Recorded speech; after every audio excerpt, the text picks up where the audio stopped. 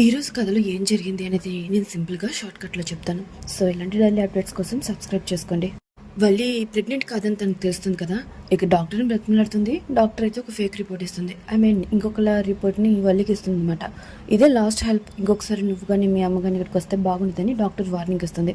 వల్లి వెళ్ళి ఆ రిపోర్ట్స్ని నర్మదా ప్రేమకు చూపిస్తుంది. వాళ్ళు చాలా హ్యాపీగా ఫీల్ అవుతూ ఉంటారు. లేదక్క, మీ అమ్మల పీతల కూర పంపేసరికి డౌట్ వచ్చిందంతే, నేను అనుమానించడం ఉద్దేశం కాదు, నువ్వు ప్రెగ్నెంట్ అంటే మేము హ్యాపీగా ఉండమా అని వాళ్ళు హ్యాపీగా ఫీల్ అవుతూ ఉంటారు. ఇక వల్లి అయితే చాలా బాధపడుతుంది. వాళ్ళ అమ్మ ఇంటికి వెళ్ళొస్తానని చెప్పి అక్కడి నుంచి వెళ్ళిపోతుంది. ఇక ప్రేమ నర్మదా కూడా ఇంటికి వెళ్తుంటే, ప్రేమ అయితే బ్యాంకుకి వెళ్ళాలి కదా డబ్బులు తెచ్చుకోవడానికి. సో తను ఎలా వెళ్ళాలని ఆలోచిస్తూ ఫ్రెండ్ ఇంటికి వెళ్ళాలని అబద్ధం చెప్తుంది నర్మదాతో. ఇక టెన్షన్ పడుతూ ఉంటుంది. సరే అని నర్మదా పంపిస్తుంది. ఇక నర్మదాకు కూడా డౌట్ వస్తుంది, ఎందుకు ఇలా టెన్షన్ పడుతుంది, ఏదైనా ఉంటే నాతో చెప్తుంది కదా, ఏమైంది ఉంటావు అని అనుకుంటే ఇంటికి వెళ్ళిపోతుంది.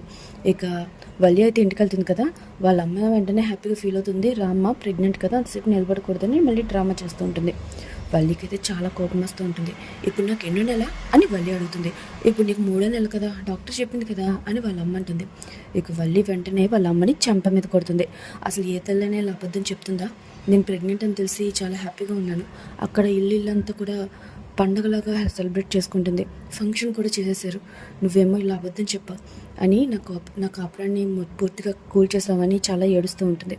ఇక వాళ్ళ అమ్మ అయితే ఏదో ఒకటి చేసి నీ కాపురాన్ని నిలబెడతాను పదా అని అనగానే, నువ్వు ఏదో ఒకటి చేసి నిలబెడతావా, ఇంత జరిగినా నీకు బుద్ధి రాలేదా, ఈసారి మా ఆయన నన్ను బయటికి గెంటడం కాదు పూర్తిగా వదిలేస్తాడు అని చెప్పి వల్లి అంటుంది. ఇక వాళ్ళ అమ్మ అయితే ఏదైనా చెప్పడానికి ట్రై చేస్తూ ఉంటుంది, మళ్ళీ ఏదో ఒక డ్రామా ఆడదామని ఇలా ఏదో ఒక సోది చెప్తూ ఉంటుంది.